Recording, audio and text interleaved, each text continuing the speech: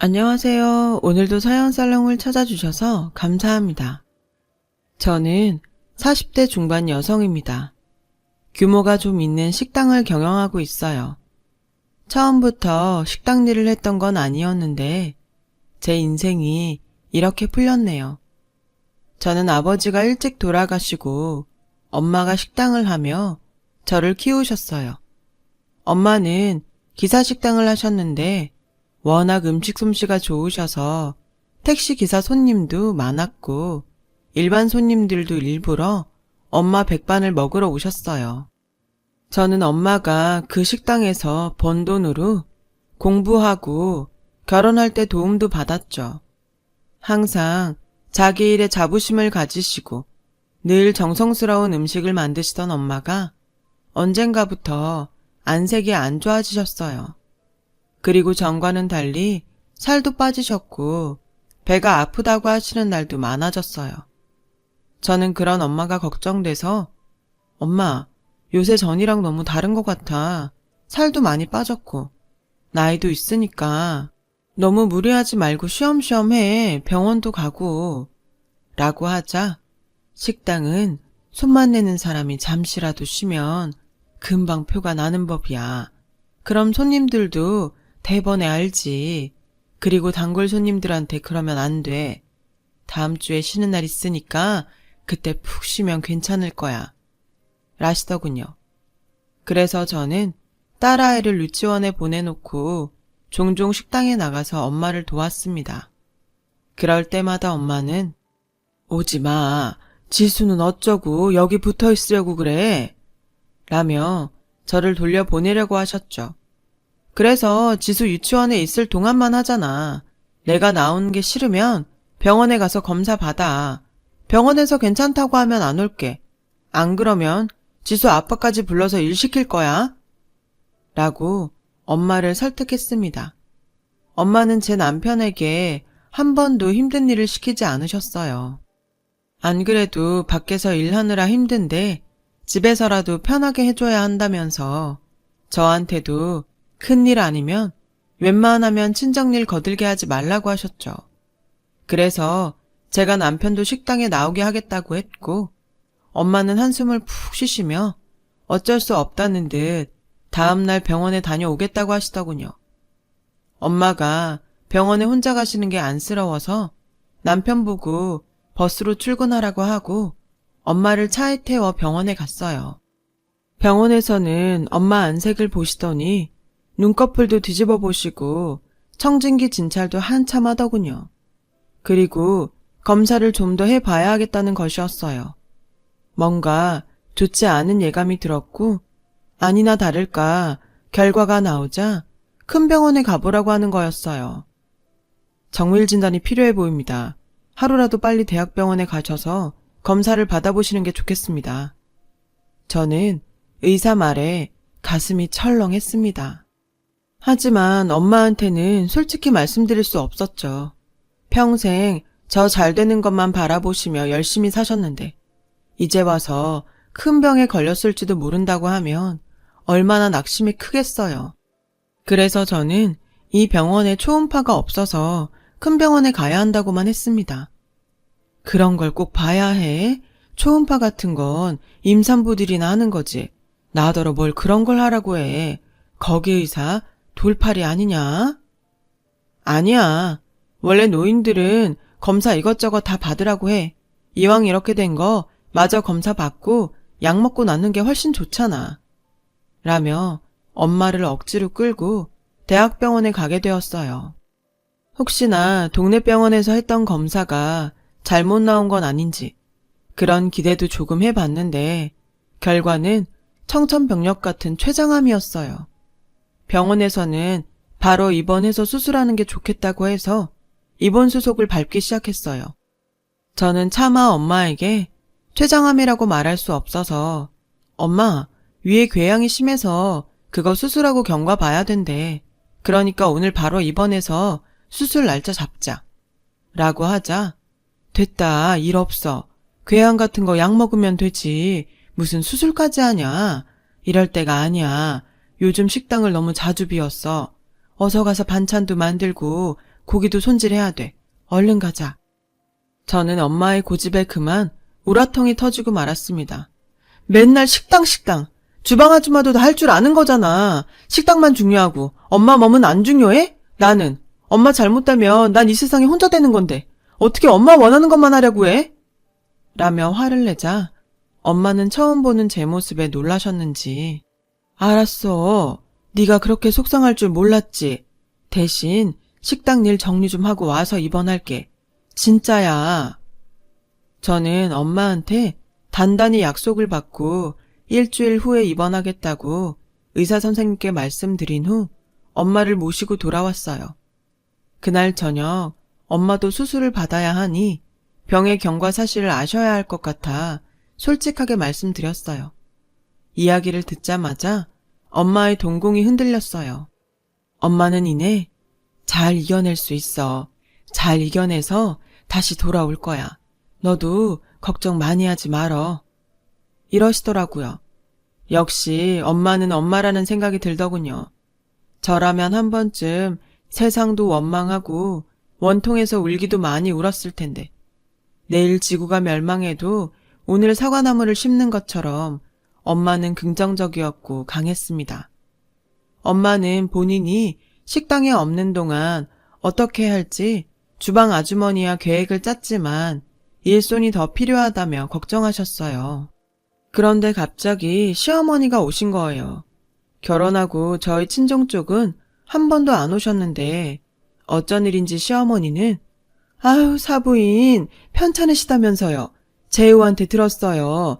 그래서 제가 도움이 될 수 있을까 하고 와봤습니다. 갑자기 생판 모르는 남을 쓰시는 것도 어렵지 않겠어요? 그래서 사부인 아프신데 뭐 해드릴 것도 없고 이렇게 일이라도 도와야겠다 싶었네요. 예, 난 뭐부터 하면 되니? 라며 저한테 살갑게 물어보시는데 솔직히 당황했어요. 시어머니는 심한 시집살이는 시키지 않으셨지만 어쩐지 대면대면 하셨거든요. 어머니, 그래도 이건 아니죠. 제가 하면 돼요. 어머니가 나와서 하시면 제가 그 사람 보기도 미안하고 어머니한테도 죄송스러워서 안 돼요. 넌 네 어머니 병수발하고 지수랑 재우 챙기는 것만도 벅찰 텐데 여기까지 어떻게 나오겠어. 시간 있는 사람이 나와야지. 그리고 미안하다고 하지 마라. 우리 가족이다. 이럴 때 서로 돕는 게 가족 아니냐. 저는 그 말에 그동안 시어머니를 오해한 것 같아 죄송했습니다. 엄마도 감동하셨는지 눈물을 슬쩍 보이시면서 정말 고맙다고 두 손을 잡으며 인사했죠. 하지만 엄마가 일에 확실한 성격인 만큼 까다로워서 시어머니가 엄마가 말하는 게 기분 나쁘진 않을지 걱정되었습니다. 그래서 매일 거의 식당에 붙어있다시피 하며 시어머니와 엄마 사이를 살폈죠. 걱정했던 것과 달리 시어머니는 엄마가 하시는 말씀을 잘 받아들이시더군요. 시어머니가 엄마 하는 대로 열심히 따라 하시는데도 엄마는 못내 마음이 안 놓이시는 것 같았습니다. 사부인, 도와주셔서 정말 고맙습니다. 그래도 노파심에 말씀드리자면 손님들은 반찬 하나도 조금이라도 성의 없으면 금방 알아보고 지적해요. 오늘 반찬 이상하다고요. 그러니까 힘드셔도 매일 정신 바짝 챙기시고 주방 아주머니 양념해 놓으시는 거 잘 마무리하셔서 저하고 하실 때랑 똑같이 하셔야 돼요. 그리고 홀은 물론이고 주방도 늘 깨끗하게 해주세요. 걱정 마세요. 저 사부인 욕 안 먹이려고 이렇게 하고 있잖아요. 사부인 병원 들어가셔도 그대로 할게요. 그러니까 얼른 나으실 생각만 하세요. 라며 안심시켜 주셨고 그런 시어머니가 너무 고마웠습니다. 엄마는 입원하기 이틀 전부터 시어머니에게 온전히 맡기시고 옆에서 지켜보기만 하셨어요. 그렇지만 역시 주방 아주머니와는 손발 맞춘 시간이 짧아서인지 자꾸 얼굴 붉히는 일이 생기더군요. 주방 아주머니는 답답했는지 저기요, 아까랑 다르시잖아요. 그건 기름 두르지 말고 물을 넣고 볶아야 된다니까요. 아니, 그러면 좋게 말을 해주면 되지. 왜 소리를 질러요? 라며 말다툼을 했고 저는 두 분 모두에게 죄송하다고 하며 얼른 시어머니를 데리고 나가서 카페에서 음료를 사드리며 진정시켜 드렸습니다. 엄마도 안 되겠는지 본인이 다시 주방에 들어가셨고, 예, 아무래도 안 되겠다. 일이란 게 하다 보면 큰 소리도 날 수 있는데 사부인은 역시 어려워. 또 이렇게 아줌마랑 싸움이라도 나면 그때는 어쩌니? 내가 병원에서 중간에 나올 수도 없고. 저도 물론 걱정은 됐지만, 엄마, 좀 전에 시어머니가 다시 잘 해보겠다고 하셨어. 아무래도 식당 일은 처음 해보시는 거니까 서툰 점이 있겠지. 누군 처음부터 잘했어. 엄마도 옛날 생각해봐. 안 그래? 내가 틈틈이 들여다볼 테니까 너무 걱정하지 마. 라고 하니 퇴근길에 들린 남편도 네, 장모님 염려 마세요. 제가 엄마한테 기왕 하시는 거 잘해달라고 다시 한번 부탁드릴게요. 휴일에는 저도 나와서 돕고요. 장모님이 건강해지셔서 얼른 퇴원해야 저희같이 서툰 사람 일하는 시간이 짧아지는 거니까 지금은 장모님 얼른 나으셔서 건강해지는 것만 생각하세요. 라며 엄마를 안심시켰어요. 그렇게 이틀이 지나고 엄마는 병원에 입원하셨고 그 다음날 오전에 수술에 들어가셨어요. 암이 다른 데로 퍼지지 않아 수술 경과가 좋기만을 간절히 바라며 수술실 앞을 지켰습니다. 하지만 수술실을 나온 의사 표정은 어두웠습니다. 예상은 했지만 췌장 주위로 암이 침륜돼서 예후가 좋지 않습니다. 이미 황달도 생긴 후에 오신 거라서 림프절까지 전이됐고요. 아무래도 마음의 준비를 하셔야 할 것 같습니다. 저는 머릿속에 지진이 난 것처럼 세상이 흔들리는 것 같았어요. 엄마가 너무 불쌍해서 눈물이 났고 엄마가 아픈 걸 빨리 알아채지 못한 제 자신도 미웠습니다. 중환자실로 옮겨진 엄마는 이틀 동안 깨어나지 않으셨어요. 저는 그 상황이 너무 무섭기만 했죠. 그러다 보니 자연히 식당은 뒷전이 됐고 시어머니가 어떻게 하고 계시는지 생각할 겨를도 없었어요. 저는 엄마한테만 매달려서 기적이 일어나기만을 기도했어요. 엄마가 눈을 떴을 땐 정말 눈물만 나왔죠. 그런데 엄마는 그런 제 속은 모르시고 식당 걱정만 하시는 거였습니다. 왜 여기 이러고 있어? 얼른 식당 가봐. 시어머니 계시잖아. 남편도 퇴근길에 들린댔어. 장서방이 뭘 한다고. 얼른 가. 그게 날 위하는 거야. 기운 없는 모기만한 목소리로 계속 절더러 가라고 하시는데 그런 엄마가 너무 안쓰럽고 가여워서 저는 울면서 식당으로 갔어요. 식당은 그럭저럭 굴러가는 것 같았고 저는 엄마에게 다시 가서 걱정 안 해도 된다고 했어요. 엄마는 그제야 안심하시며 다시 눈을 감고 잠이 드시더군요. 저도 식당을 시어머니에게 그냥 맡겨도 되겠다 싶어서 엄마 옆에만 붙어 있었어요. 그러나 예상대로 엄마는 점점 나빠지셨고 일반 병실로 옮길 수 없었습니다. 병원에서는 항암 치료도 소용없을 거라며 마약성 진통제만 계속 놔주고 있었어요. 저는 피골이 상접해서 진통제 용량만 늘린 엄마를 보며 그제야 마음의 준비를 해야 한다는 말이 실감이 났습니다. 엄마가 돌아가시면 식당도 어떻게 해야 할지 고민이 되었죠. 그래서 하루는 주방 아주머니와 얘기를 해보려고 식당에 갔어요. 그런데 어쩐 일인지 식당이 어딘가 황량하고 의심스러운 거예요.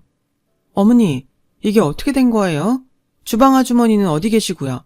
오늘 장사 안 하기로 하셨어요? 라고 하자 시어머니는 그 사람 내보냈다. 아주 못 쓰겠더구나. 내가 사장 사돈인데 눈 똑바로 뜨고 따박따박 싸가지 없는 말만 하고. 라고 하셨고 그때 처음 보는 아주머니가 오셔서 주방에 들어가시더군요. 아주머니 내보내시면 음식은요? 설마 저분이 하시는 거예요? 내가 급하게 구하느라 돈도 더 주고 데리고 왔어. 아니, 자기가 여기서 오래 일했으면 했지. 주방에서 한 발자국도 안 움직이면서 나보고 이래라 저래라 명령이나 하고 말이야. 사람이 위아래가 있어야지. 암만 일만 잘하면 뭐하니? 라고 하셨고, 저는 어머니, 그래도 이건 저희 엄마와 상의하셨어야죠. 안 되면 저한테라도 말씀하셨어야죠. 그 아주머니가 어떤 분인데 그렇게 어머니 마음대로 내보내세요. 그리고 홀은 왜 이래요? 청소도 안 돼 있잖아요. 어머니, 저희 엄마 하시던 대로 하기로 약속하셔놓고 이러시면 어떡해요? 라고 하니 시어머니는 벌컥 화를 내시며 예, 내가 지금 온몸이 안 아픈 데가 없어. 그런데도 지금 사부인 돕겠다고 안 해본 일 하느라 삭신이 쑤시는데도 매일 나와서 이 고생인데 말을 그렇게밖에 못하겠니? 나라고 맨날 시간이 남아서 여기 이러고 앉아있겠어? 그리고 일이란 게 잘하는 것보다 서로 마음 맞춰가며 즐겁게 일할 사람이랑 해야 능률도 더 잘 오르고 장사도 더 잘 되는 법이야. 그리고 너 지금 나한테 따박따박 가르치는데 니네 엄마가 그렇게 가르치디? 정 마음에 안 들면 나도 손 뗄란다. 어디 네가 혼자 잘 한번 해봐. 라며 펄펄 뛰는 거였어요.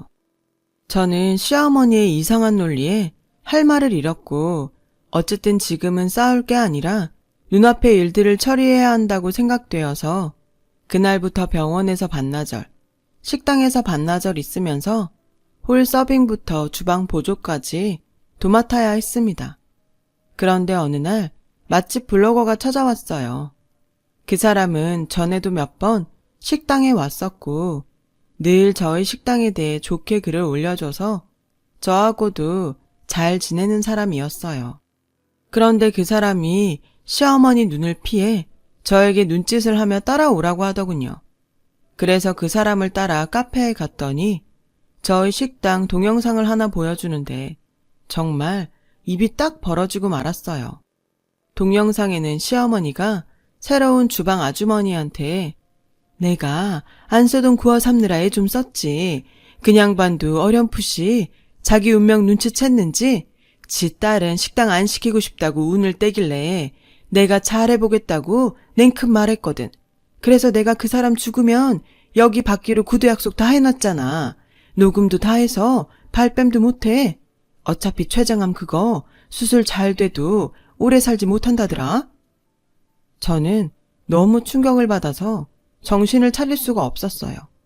게다가 그 블로거 말이 음식 맛이 변해서 이상하다고 하더군요. 이 일을 어찌해야 하나 정말 며칠을 혼자 끙끙 앓았어요. 아픈 엄마에게 식당이 엉망이 됐고 시어머니는 그 식당을 자기 걸로 만들 궁리만 하고 있다고 말할 수는 없었으니까요. 저는 결국 식당을 시어머니한테 물려줄 건지만 슬쩍 물어봤습니다. 안싸돈이 전부터 그런 식당 운영해보고 싶어서 여기저기 많이 알아봤다고 하더라고. 그런데 나이가 많으니 다들 일 가르쳐줄 생각도 안 하고 서빙 한 번도 안 시켜주더라는 거야. 워낙 열심히 하시고 내가 알려주는 그대로 잘해서 그러겠다고 했어.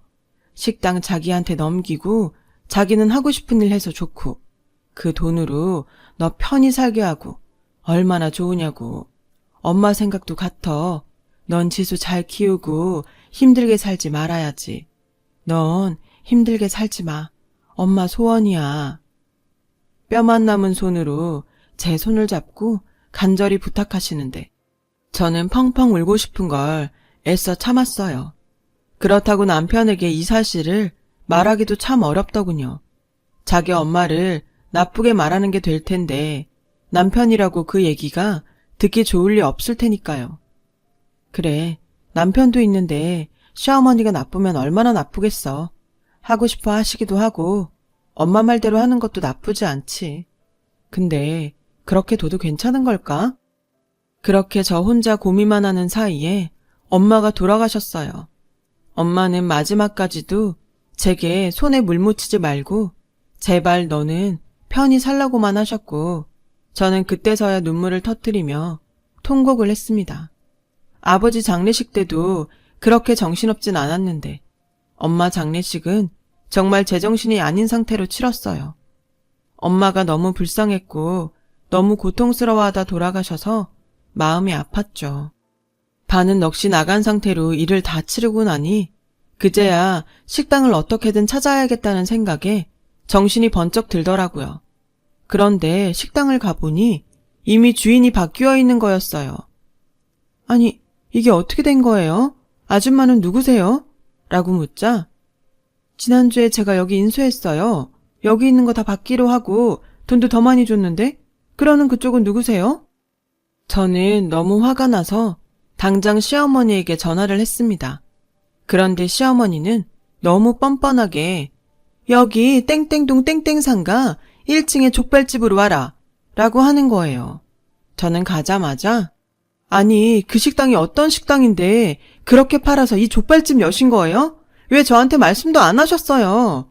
라며 소리소리 질렀더니 얘가 손님들 계신데 이게 뭐 하는 짓이야?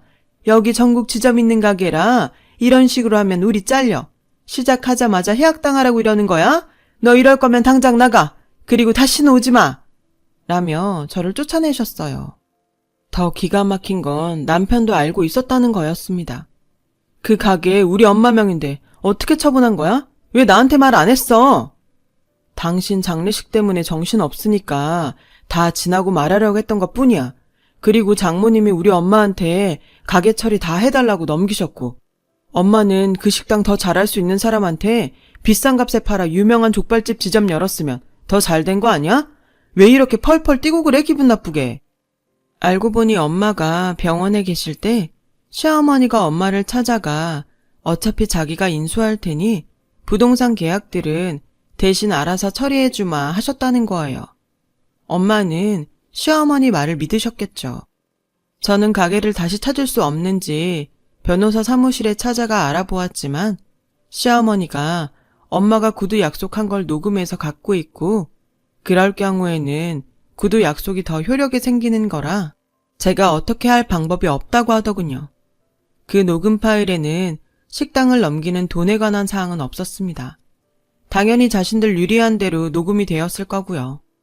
남편은 제가 법률 자문을 구했다는 걸 알고 길길이 날뛰었고 저도 그런 남편하고 더는 살고 싶지 않아서 이혼하자고 했어요.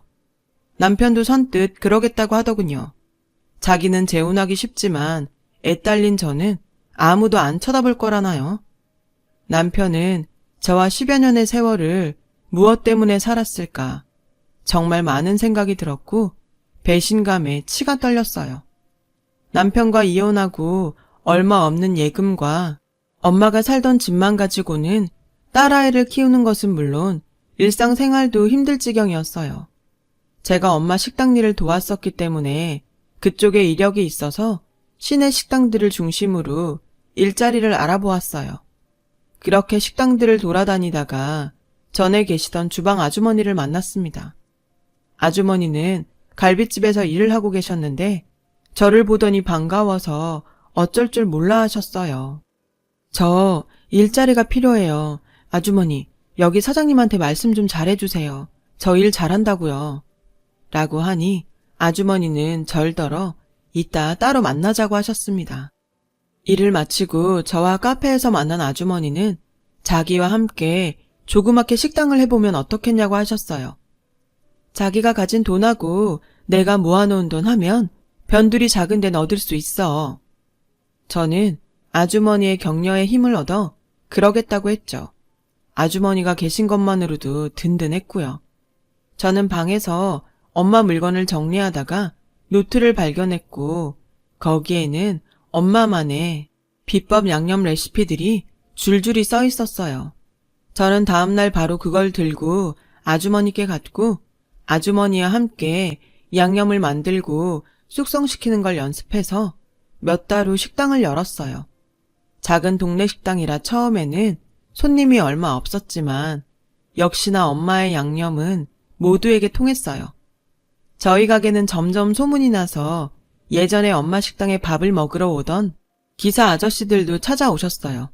개업하고 3년 만에 큰 가게로 옮길 정도로 장사가 잘 됐습니다. 그러다가 저는 다른 동네 맛집이 인터넷으로 포장 판매하는 걸 보고 저희도 하면 좋겠다고 생각했고 아주머니도 찬성하셨어요.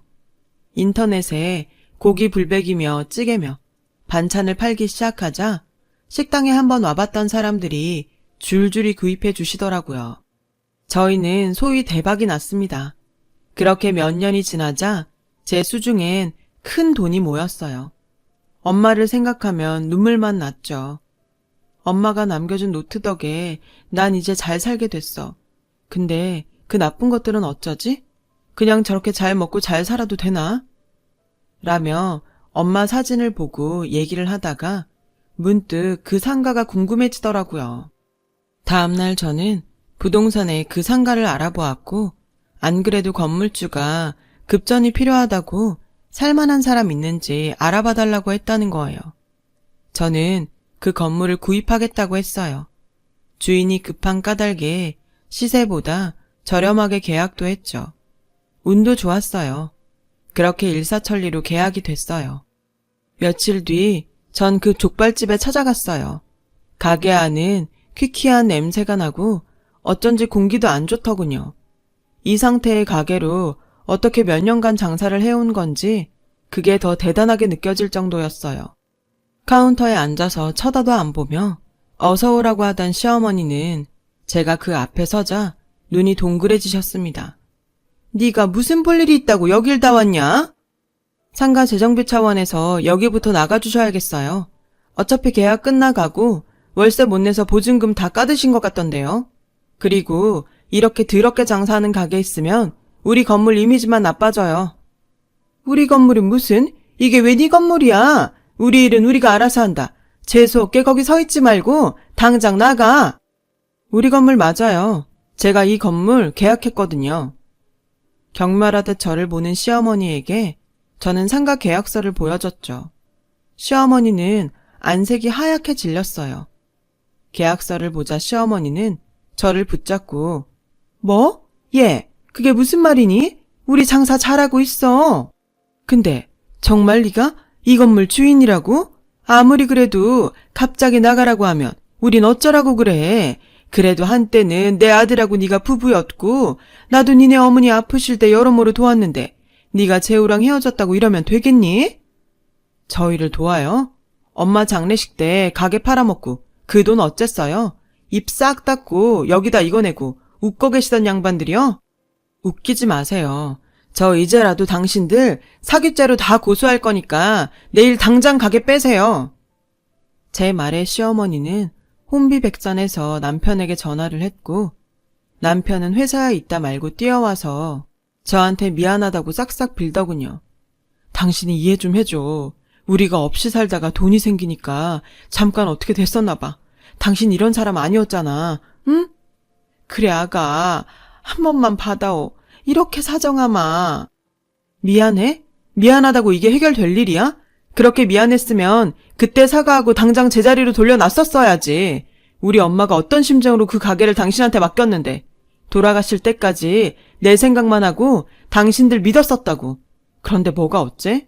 그리고 정재우 씨, 당신도 양심 있으면 이러는 거 아니지. 이 얘기 당신 회사 찾아가서 다 얘기해줘? 그래야 순순히 나갈래? 그제야 시어머니와 남편은 아무 말도 못하더라고요. 알고 보니 시어머니가 그 족발집을 하며 식품위생법을 위반한 게 한두 번이 아니라 본사에서도 해약 통지서를 보냈다고 하더군요. 저는 족발집을 내보내고 저희 가게를 옮겨왔어요. 둘은 그 뒤로도 위약금 물고 돈이 없다며 몇 번 찾아왔어요. 제가 알 바 아니죠. 저희 엄마 속이고 뒤에서 웃고 있었을 두 사람 생각하면 지금도 화가 치밀어 올라요. 그래도 지금 저는 제 딸과 행복하니 이게 다 전화위복 같기도 하네요. 엄마는 제 손에 물 안 묻히고 살길 바라셨지만 저도 어쩔 수 없는 엄마 딸인가 봅니다. 저희 가게에 오셔서 기분 좋게 돌아가시는 손님들을 보고 있으면 제가 살아있다는 걸 느끼니까요. 저희 행복한 모습을 보고 계신다면 엄마도 좋아하실 거예요. 제가 행복하길 바라셨던 만큼 더 잘 살아보겠습니다. 제 이야기를 들어주셔서 감사합니다. 여러분들 모두 행복하시고 좋은 일만 있으시길 기원하겠습니다.